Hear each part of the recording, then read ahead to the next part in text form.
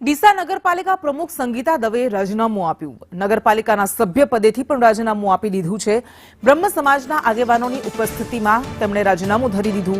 જિલ્લા કલેક્ટર કચેરીએ પહોંચીને તેમણે રાજીનામું આપી દીધું. બનાસકાંઠા ડીસા નગરપાલિકાનો વિવાદ, જેમાં પ્રમુખ સંગીતાબેન દવે બોલાવેલ બોર્ડ આખરે રદ કરવામાં આવ્યું છે.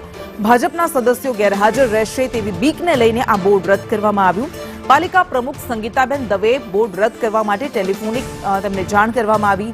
ભાજપના સદસ્યોને હાજર ન રહેવા માટે પણ વ્હીપ આપવામાં આવ્યું.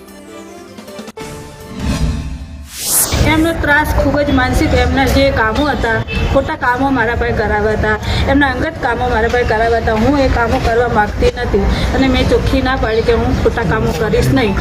એ મને ખૂબ એ પ્રમાણે મને દબાણ આપતા હતા અને ત્રાસ આપતા. કયા કામો કરવાની વાત કરતા હતા? એમના અંગત કામો. ટીપી વાળો શું વિવાદ હતો? હા, એ એમના જે અંગત કામો હતા એ જ પ્રશ્ન છે, એના લઈને મને ખૂબ દબાણ આપતું. ટીપી વાળો વિવાદ હતો?